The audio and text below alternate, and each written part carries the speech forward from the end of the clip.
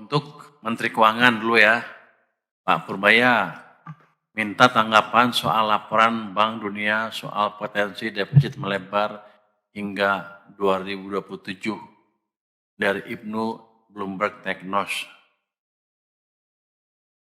Ada orangnya? Ibnu mana? Oh itu orangnya Ibnu namanya. Jadi saya suruh nanggapin Bank Dunia. Ya suka-suka dia prediksi boleh, nggak prediksi juga nggak apa-apa. Tapi kan selama ini juga sering meleset. Begini, kalau APBN kan di bawah kendali kita, bukan market yang jalan sendiri. Jadi defisitnya melebar apa enggak tergantung kepiawaian kita untuk mengendalikan belanja dan meningkatkan pendapatan dari pajak maupun bea cukai maupun PNBP ya. Ini kan kita baru melakukan perbaikan pajak, harus diperbaiki, bea cukai juga sedang diperbaiki kinerjanya. Harusnya sih bea cukai kan saya tunjukkan kan ke wartawan bahwa kita sudah menerapkan AI di lapangan dan harusnya ke depan akan membaik terus. Itu dari perbaikan AI aja kita bisa dapat 1 triliun tuh minimal tuh.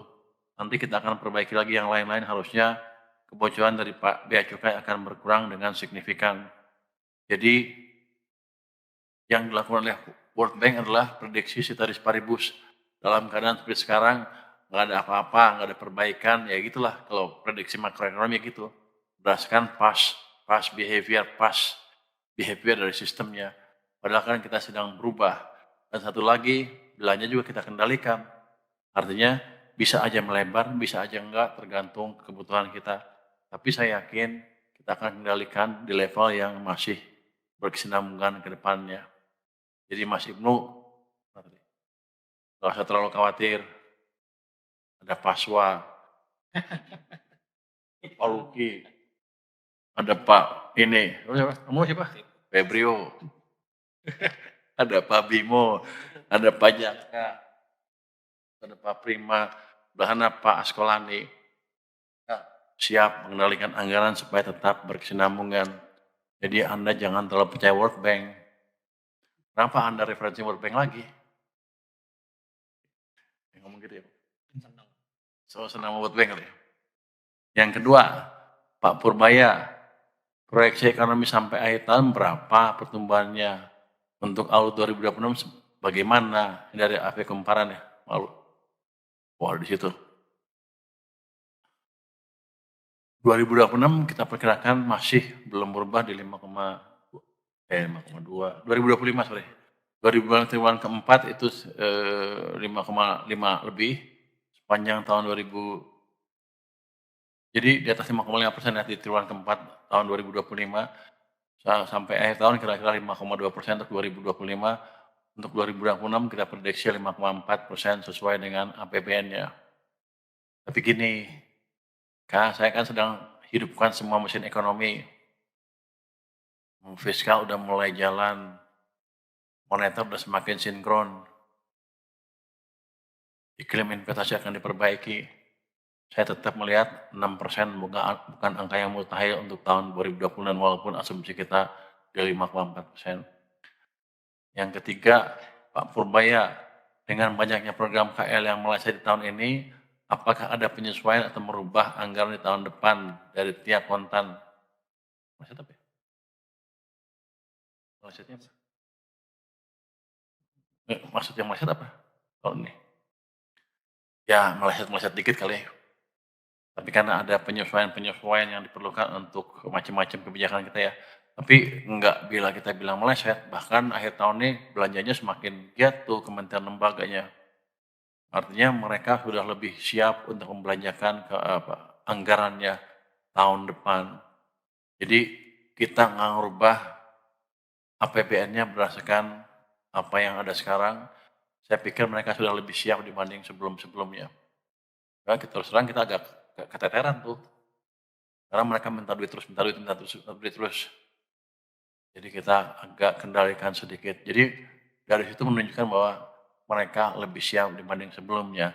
Apalagi mereka takut kalau nggak bisa belanja, saya potong anggarannya. Jadi tahun depan mereka pasti akan lebih baik, jadi kita belum adjust APBN yang ada sekarang. Yang keempat, Pak Menkyu, Satgas P2SP Pokja di Bataging sudah menampung berapa banyak pengaduan dari pelaku terkait apa saja bagian langkah Pokja setelah ini. Jadi sejak 2 hari launching sudah ada 4 pengaduan dari pelaku di berbagai bisnis ya. Isunya adalah pembiayaan, perizinan, perdagangan. Langkahnya apa? Senin bisa. Senin depan akan kita mulai panggil yang ngadu dan yang terlibat, pemerintahnya ya. Kita adukan dua sisi dan kita akan pecahkan masalahnya secepatnya. Jadi di situ nanti saya akan ikut sidang ya, mimpin sidang gue ya. Saya akan mimpin sidang di situ. Ya pengadilan lah, pengadilan kecil supaya itu beres. Kan saya sudah bilang, saya udah sebagai hakim saya tingkatnya udah tinggi, udah setingkat Abu Nawas. Pernah cerita itu kan, tapi memang betul-betul. Jadi kita akan seriusin. Ini langkah pertama untuk melihat kendala real yang dihadapi oleh pelaku bisnis dan kita deteksi sekaligus problem regulasi apa yang bisa kita perbaiki.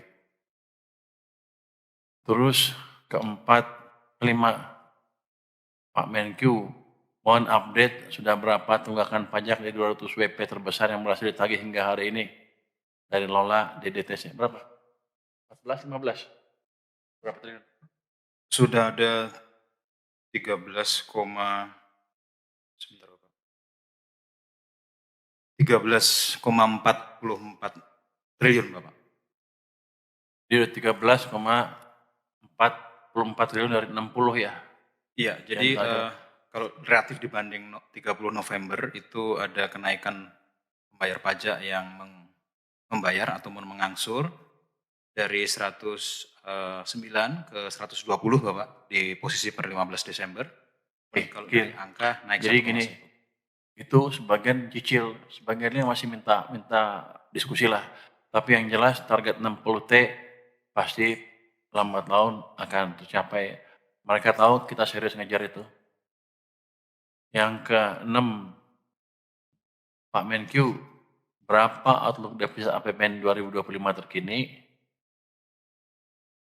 Apa masih sesuai outlook 2,78 persen PDB atau lebih lebar? Ini masih kita hitung kan angka masih bergerak terus. Kalau kita lihat sih kira-kira masih di dalam perkiraan kita semula. Jadi belum terlalu bergerak dari perkiraan yang pernah Anda pernah dengar sebelumnya. Mungkin itu dari saya. Silakan komen ke hasil. Pak Swa, Pak Swa, bagaimana upaya Kemenkeu untuk mendorong belanja daerah dan pusat di sisa tahun ini dari Tia Kontan? Kalau tata kelola belanja ya, biasanya semua KL itu sudah ngelok. Ya, ibaratnya itu di sistem saktinya Pak Luki, kalau KL pusat itu udah ngelok. Ya, udah kunci. Maka sekarang ini tinggal pelaksanaan. Ya, dan pelaksanaan bukan berarti bahwa pelaksanaan itu lebih mudah ya. Pelaksanaan tetap harus dilakukan dengan tata kelola yang baik. Lalu kemudian penagihan. Kalau pemerintah daerah, seperti yang saya sudah bilang tadi, kita sih udah lihat ada percepatan peningkatan tambahan belanja di bulan November dibandingkan Oktober. Tapi kalau dari sisi ketersediaan cash di daerah masih banyak sekali. Nah tentu nggak semua daerah sama, tapi kita berharap bahwa daerah akan segera menyelesaikan belanja di bulan Desember ini. Nah bulan Desember ini karena menuju tutup tahun yang paling penting adalah menjaga tata kelola dan menyiapkan laporan-laporan keuangan baik pusat maupun daerah karena kita akan melakukan tutup buku, menerbitkan laporan keuangan dan harus siap untuk diaudit oleh BPK. Saya rasa ini pesan kepada seluruh KL dan juga pemerintah daerah. Saya rasa demikian Pak Menteri. Terima kasih Pak Wamen. Pak Dejosef. Siap. Terima kasih Pak Menteri, mohon izin. Ini pertanyaan tentang RPP DHE, kapan keluar? Ini prosesnya sudah selesai harmonisasi, sedang proses penetapan pengundangan itu di Setnek. Tadi ada yang nanya ini dari Stefano Reuters, apakah batas nominal ekspor yang terkena kewajiban tetap 250.000? Jawabannya iya, jadi tetap batasnya itu adalah 250.000. Lalu apakah ini akan berisiko bagi bank swasta? Jawabannya tidak, karena DHE itu pertama dasar berpikirnya adalah konstitusi, pasal 33. Jadi ini adalah sumber daya alam Indonesia. Kita ingin agar hasil dari ekspor kita sebanyak-banyaknya likuiditasnya beredar di Indonesia sehingga mendorong pertumbuhan ekonomi dan mensejahterakan masyarakat. Tetapi kedua juga kita tahu bahwa ekspor kita itu satu tahun itu sekitar 260-270 billion US dollar. Dari sekitar 260 billion US dollar itu sekitar 60% dia yang dalam bentuk DHE. Sehingga masih ada 40% dari sejumlah ekspor tersebut tidak terikat peraturan DHE, sehingga likuiditas falas masih akan cukup beredar. Nah, ini yang kita harapkan dengan pengaturan yang baru diharapkan ini akan menjadi lebih mempermudah pengawasan oleh Bank Indonesia, sehingga kepatuhan untuk DHE dan juga beredarnya falas di dalam negeri sebagai hasil dari ekspor SDA kita itu semakin banyak. Lalu ada pertanyaan dari diborong juga oleh Stefano Reuters juga ini tentang Stefano mana sih? Ah itu. Oh iya. Udah di mana-mana nanya terus loh. Iya di mana nanya lagi. Boleh Pak dijawab nih Pak. Ini tentang BK Batubara. Nah, ini juga kemarin tanggal 8 minggu lalu di Komisi 11 kita sudah bahas dengan DPR. DPR mendukung, kebijakannya adalah tetapkan bea keluar batubara ini untuk meningkatkan penerimaan negara. Nah, ini akan kita lakukan dan sedang berjalan prosesnya. Sehingga nanti secepatnya ini akan mulai meningkatkan penerimaan negara mulai 2026. Sehingga ini akan berlaku kita harapkan mulai Januari. Kemarin Pak Menteri juga sudah menjelaskan bahwa ini harus memastikan bahwa lagi-lagi SDA memberikan sumbangsih yang besar bagi penerimaan negara sesuai dengan pasal 33. Dan ini kita estimasi bisa mencapai 24-25 triliun satu tahun penerimaan dari BK Batubara. Lalu pertanyaan berikutnya, kalau ada Stefano lagi saya skip nih. Iya Stefano lagi nih Pak, jadi saya skip aja yang dari Stefano. Berikutnya ini ada dari, Dendi Kontan. Dendi mana Dendi? Ah, ya Dendi tanya tentang insentif pajak untuk aksi korporasi BUMN. Sebenarnya aksi korporasi BUMN itu yang mereka butuhkan adalah supaya terjadi kemudahan ketika mereka melakukan merger, terutama ini adalah konsolidasi supaya tesnya itu adalah tercipta value added ekstra ketika mereka melakukan konsolidasi. Tetapi kemudian seringkali mereka berhadapan langsung dengan nilai buku versus nilai pasar dari asetnya ketika mereka melakukan konsolidasi. Nah, dalam hal ini yang biasanya sering terjadi adalah capital gain. Nah, dengan capital gain yang ada capital gain tax-nya, itu seringkali menjadi hambatan bagi mereka. Nah, ini sudah ada PMK-nya sebenarnya penggunaan nilai buku. Nah, jadi ini sebenarnya bukan insentif, ini adalah memastikan mereka tetap membayar pajak sesuai dengan capital gain tersebut, cuma kita berikan pengaturan supaya tidak langsung dibayarkan di satu tahun, di satu hari tersebut, sehingga kita spread sesuai dengan depresiasinya ke depan. Nah, akan tetapi kita juga melihat ada banyak permintaan dari BUMN dan juga Danantara dalam hal ini. Intinya tidak ada perlakuan perpajakan yang berbeda antara BUMN dengan perusahaan korporasi lain, karena BUMN dan khususnya Danantara sekarang ini adalah komersil. Kita harapkan mereka menciptakan value added lebih banyak. Kalau ada kebutuhan untuk konsolidasi, nanti kita akan dukung secepatnya supaya mereka bisa menghasilkan nilai tambah yang lebih besar, lebih cepat. Mungkin itu Pak Menteri, terima kasih Pak. Saya tambahkan yang terakhir yang Pak Febrio bilang soal insentif pajak untuk aksi korporasi, mungkin nggak akan kita kasih.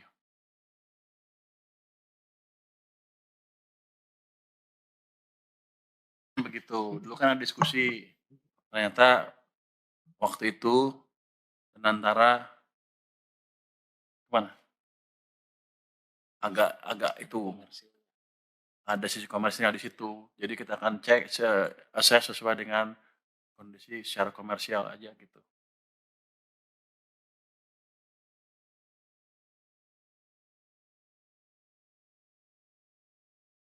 Dirjen Anggaran sedang.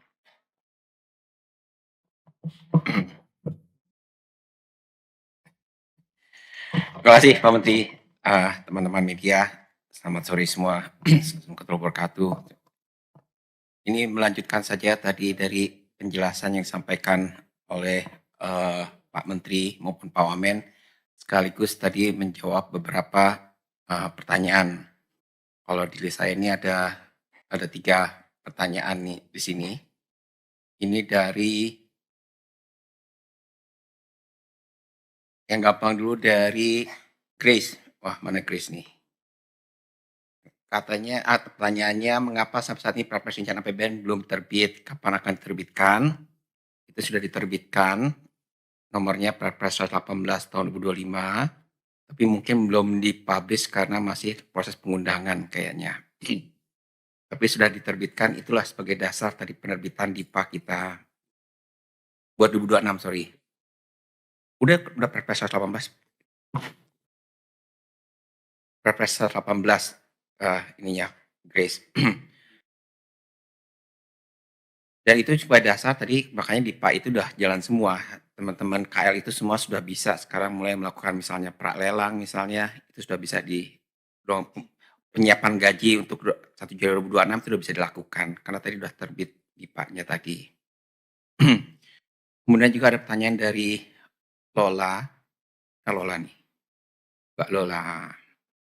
Jelang tutup tahun, apa saja fokus belanja pemerintah? Bagaimana strategi untuk mengoptimalkan belanja? Tadi sampaikan Pak Wamen, saya melengkapi saja. Pertama, gimana pun juga, nih akhir tahun nih tinggal 2 minggu lagi. Ternyata dihitung tinggal 7 hari kerja lagi nih Pak Menteri. Itu kita tetap fokus bagaimana menyelesaikan berbagai program prioritas pemerintah dan presiden. Itu yang coba kita dorong terus. Tapi kita juga selalu melihat menjaga spirit dari Impres 1, di mana untuk belanja-belanja yang tidak perlu, belanja-belanja yang tidak efisien itu yang tetap kita jaga. Jadi bukan hanya sekedar menghabiskan anggaran, tapi juga kita memastikan anggaran itu tetap dibelanjakan sesuai dengan seproduktif mungkin, seefektif mungkin, seefisien mungkin. Kemudian terakhir ini juga dari Maulana. Untuk menahan defisit yang melebar karena potensi pendapatan negara terkontraksi, apakah pemerintah berencana untuk menahan belanja non-KL 2025? Kembali lagi kita sangat dinamis, kita akan melihat perkembangan apa yang terjadi selama 2 minggu terakhir, akan terjadi 2 minggu terakhir ini. Mungkin dari situ nanti akan kita putuskan akan seperti apa.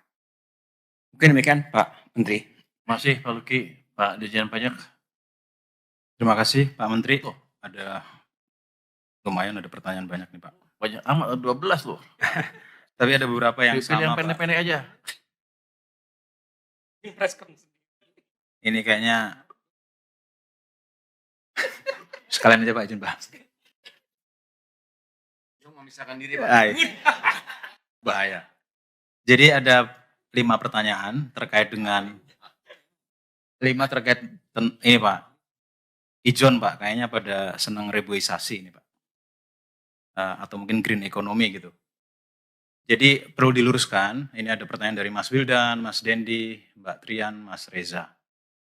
Dari DDTC, Kontan, IDN, dan IKI. Jadi ini harus diluruskan bahwa dinamisasi pajak itu sesuai dengan ketentuan pasal 25 ayat 6 Undang-Undang Pajak Penghasilan.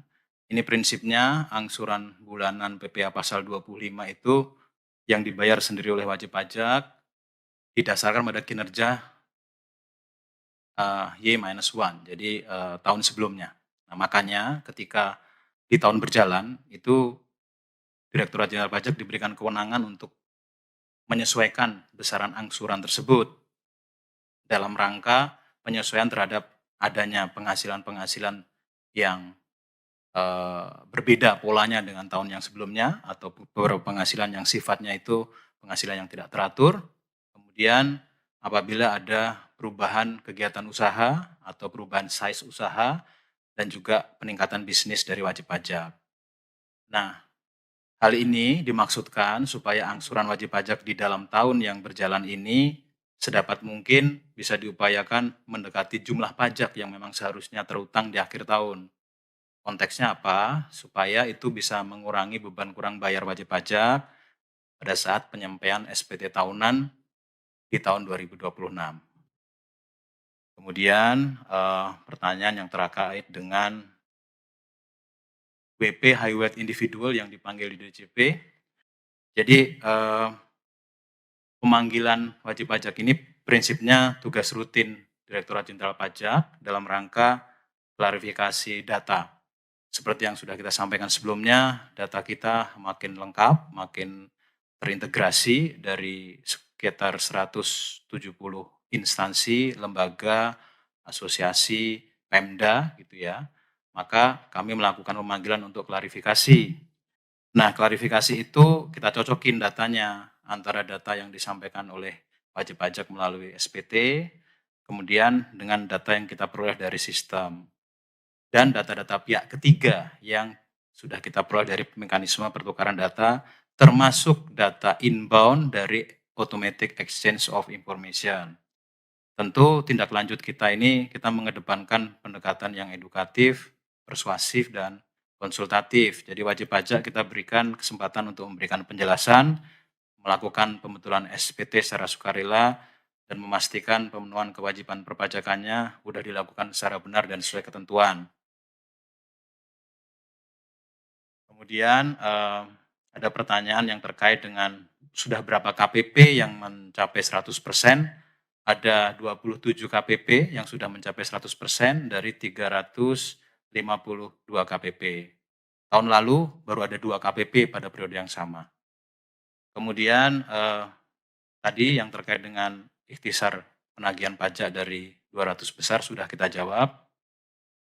Kemudian terkait Kortex sudah kita jawab juga, sudah ditekankan oleh Bapak Menteri. Itu aja Pak, terima kasih Pak Menteri. Wah, kamu ringkas juga jawabnya ya. Segitu banyak jawabnya ringkas, hebat juga dia. 5 sama ya? Oh. Pak Dirjen Bea Cukai, silakan Pak. Terima kasih Pak Menteri. Ini ada pertanyaan berkaitan dengan apakah donasi buat bencana dari diaspora dianggap sebagai barang impor dan kena pajak. Ini pada prinsipnya bahwa barang yang masuk ke dalam daerah kepabeanan dianggap sebagai barang impor dan terutang bea masuk. Namun terhadap barang-barang untuk penanggulangan bencana dimungkinkan diberikan fasilitas pembebasan bea masuk sesuai dengan ketentuan yang berlaku. Yang pasti bahwa pemerintah menyiapkan fasilitas kepabeanan untuk mendukung penanggulangan bencana sebagaimana diatur dalam PMK nomor 69 PMK 04 2012 atas dasar barang impor kiriman berupa hadiah atau hibah untuk kepentingan penanggulangan bencana. Yang pasti bahwa perlu dipastikan bahwa pemberian fasilitas tersebut adalah bukan merupakan suatu otomatis. Ya. Tentunya ada hal-hal yang perlu dilengkapi secara administrasi. Mungkin itu aja Pak yang perlu disampaikan Pak. Pak Dirjen, sekarang kalau orang nanya gimana prosedurnya, dia mesti lapor ke siapa? Bisa dijelaskan nggak? Yang pasti mengajukan ini Pak, mengajukan ke Bea Cukai dengan rekomendasi dari PNBP, kemudian BPBD yang ada di daerah. Sehingga dengan adanya surat rekomendasi itu kita bisa memberikan fasilitas itu. PNPB sudah diberitahu belum masalah itu? Sepertinya ya PNBP sudah tahu juga Pak. PNBP ya? Ya. PNBP ya? PNBP. BPBD, ulangi. PNBP ya. Badan Penanggulangan Bencana Nasional. Jadi gini, itu ada di TikTok tuh rame katanya orang keuangan pajak nggak ini bea cukai segala macam nggak ada hatinya katanya. Barang-barang bantuan buat bencana kok dipajakin juga, nggak ada seperti itu sebetulnya, asal di apa, asal melalui prosedur tertentu. Ya tinggal lapor aja ke BNPB, kita langsung pas, gitu kira-kira. Karena nanti kalau enggak kalau ada yang nyolong-nyolong juga tuh, legal masuk. Jadi nggak benar kata beberapa media. Siapa yang ngomong tadi? Tempo ada? Tempo mana? Orang Tempo mana? Dari Tempo? Oh nggak ada. Lain kali tanya ke kita, jadi kita jawab. Nggak ada orang Tempo di sini. Tempo masih ada nggak? Masih ada ya? Oh saya lihat intinya Tempo tuh yang nulis di situ. Jadi konfirmasi ke kita nggak majekin itu barang-barang itu. Asal ada prosedur, nanti dijelasin aja Pak ke itu BNPB, tegaskan lagi bahwa nggak ada pajaknya asal dimintakan ini barang bantuan, gitu kayak gitu. Dirjen Perbenaran, Makasih Pak Menteri. Pak Menteri, Pak Wamen, teman-teman semua, serta rekan-rekan media yang terhormat. Ini ada 2 pertanyaan buat saya. Yang pertama ini pertanyaannya lengkap banget nih. Apakah pemerintah akan kembali memindahkan SAL dari Bank Sentral ke Bank Umum? Kalau iya, kapan? Rencananya berapa? Dan apa pertimbangannya dari Maulana nih? Pertanyaannya lengkap. Jawabannya singkat aja sih. Jadi kita tidak ada ya untuk tahun ini, di akhir tahun ini, karena tadi disampaikan Pak Menteri bahwa potensi kenaikan likuiditas untuk akhir tahun ini akan meningkat ya. Jadi kita akan tabung dulu uang kita ya untuk tahun depan, dan nanti kalau misalnya dinamikanya memungkinkan ya tentunya nanti kita akan bisa gelontorkan lagi ke perbankan. Pertanyaan yang kedua, di sini persiapan KPPN untuk melayani pencairan anggaran akhir tahun. Apakah udah ada peningkatan SPM? Ini dari Wildan. Untuk saat ini peningkatannya luar biasa kalau dibandingkan dengan bulan lalu. SPM-nya sampai tanggal 18 Desember ini udah masuk 611.000. Jadi naik 64% dibandingkan dengan bulan lalu. Dan kalau dibandingkan dengan tahun lalu, ini peningkatannya 5%. Jadi kita sudah mitigasi hal ini. Selain KPPN juga sudah kita equip dengan staf yang memadai. Kita juga telah menyiapkan satgas dari pusat. Termasuk KPPN yang terdampak bencana, semuanya kita siapkan dari infrastruktur telekomunikasinya, kita siapkan Starlink ya, dan juga untuk stafnya juga kita siapkan termasuk penyediaan gensetnya. Jadi harapannya ini tidak ada masalah dan kita siap untuk menghadapi akhir tahun. Terima kasih Pak Menteri. terima kasih Pak Dirjen. Direktorat Jenderal Perimbangan Keuangan, Lani silakan. Terima kasih Pak Menteri. Mungkin satu Pak, kami menambahkan tadi sampaikan Pak Mensua Pak, mengenai support daripada dukungan transfer ke daerah untuk daerah-daerah yang terkena bencana, khususnya di 3 provinsi. Tadi Pak Mensua sudah sampaikan bahwa di penghujung 2025 ini kita akan memberikan keringanan, relaksasi, disbursement daripada dana TKD untuk 3 provinsi itu sekitar 2,2 T, posisi di pertengahan Desember. Terhadap 2,25 T ini kita akan mempermudah, tidak ada syarat salur, tidak ada, kita berikan fleksibilitas, tidak ada yang spesifik grant, bisa digunakan untuk tujuan tertentu secara umum. Dan yang ketiga tentunya semua sisa pendanaan akan kita gelontorkan di penghujung 2025. Jadi ini mungkin kemudahan, fleksibilitas dan support yang kita berikan kepada 3 provinsi yang terkena dampak bencana di tahun 2025. Kebijakan ini teman-teman sekalian akan kita lanjutkan di 2026. Tentunya ini sejalan dengan support dari pemerintah untuk membantu 3 provinsi yang terkena bencana, dan kami lagi menyiapkan PMK-nya untuk bisa menjadi penguatan daripada kebijakan yang diputuskan oleh pemerintah. Mungkin itu Pak Menteri dari kami. Terima kasih. Terima kasih Pak Dirjen.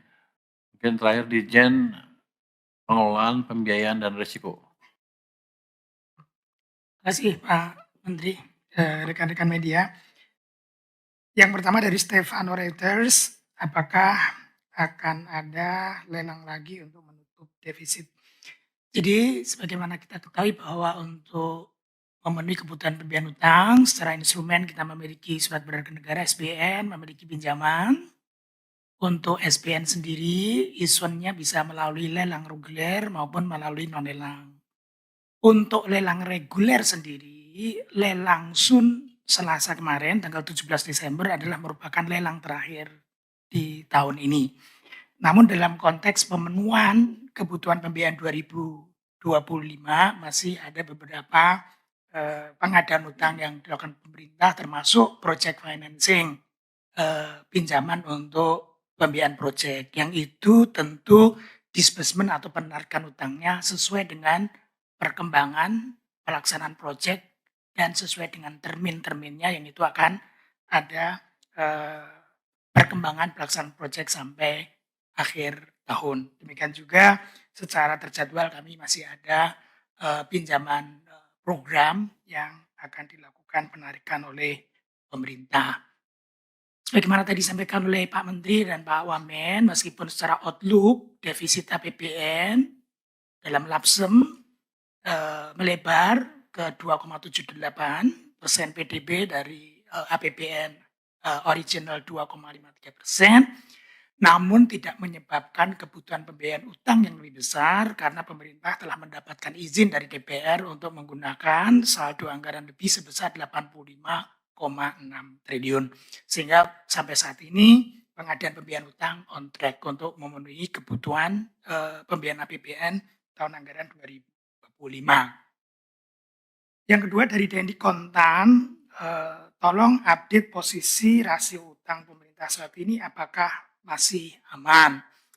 Kami secara reguler memperbaharui publikasi statistik utang secara kuartalan, dan akhir kuartal 3, meaning akhir September, utang pemerintah outstanding sebesar 9.408 triliun, itu setara dengan 40,3% dari PDB, which is ini level yang cukup rendah dibandingkan banyak peer maupun negara-negara secara global, dan tentu ini juga dalam level yang masih aman. Kemudian yang ketiga dari AV Kumparan, bagaimana strategi penerbitan utang di tahun 2026. Pembiayaan utang dilakukan yang pertama untuk memenuhi kebutuhan pembiayaan APBN secara efisien. Efisien meaning dari sisi biaya minimal, dari sisi risiko acceptable, terkelola, terkendali. Kemudian juga kedua dengan mempertahankan portofolio utang yang optimal, yang terkelola risikonya, baik terkait dengan risiko pasar, pergerakan bunga, pergerakan kurs, maupun dari sisi refinancing risk. Sehingga strategi pembiayaan utang tahun 2026 ingin memastikan tidak saja terpenuhi kebutuhan pembiayaan utang secara efisien, tetapi juga portofolio utang akan tetap optimal. Oleh karena itu, dari sisi komposisi utang, dari sisi tenor, average time to maturity, dari sisi timing akan betul-betul kami refleksikan kepada dua main objektif ini. Terpenuhinya kebutuhan pembiayaan secara efisien dan dapat dibentuknya portofolio utang yang optimal. Kira-kira demikian secara umum strategi pembiayaan utang 2026. Demikian Pak Menteri, terima kasih. Terima kasih Pak Minto. Masih mau bicara lagi? Oke, saya tanya deh. Coba sebutkan, ceritakan strategi penerbitan SPN Anda. Makasih Pak Menteri. Jadi dari sisi SPN tentu kita punya tenor yang lebih dari 1 tahun yang disebut dengan seri ON atau seri PBS dan yang di bawah 1 tahun SPN, SPNS. Sejak triwulan keempat 2025 kami meningkatkan penerbitan SPN. Tujuannya adalah untuk mengembangkan pasar uang, pendalaman pasar, dan sekaligus membangun manajemen kas pemerintah yang lebih efisien. Ya, sehingga ke depan dalam hal ini tahun 2026 kami akan meningkatkan penerbitan SPN, SPNS dengan tenor di bawah 1 tahun, termasuk kami sudah mulai melengkapi tenornya sejak kuartal 4 2025 1 bulan, 3 bulan, 6 bulan, 9 bulan, 12 bulan cukup lengkap, sehingga dari sisi pemerintah memiliki fleksibilitas yang lebih baik untuk pemenuhan kebutuhan pembiayaan dan manajemen cash yang efisien dengan saldo kas yang efisien. Pada saat yang bersamaan market memiliki instrumen yang lengkap yang dibutuhkan oleh investors, khususnya SPN, SPNS juga untuk strategi treasury operation dari investors kita. Demikian Pak Menteri. Terima kasih. Pak Minto atas penjelasannya. Ada lagi yang mau bicara?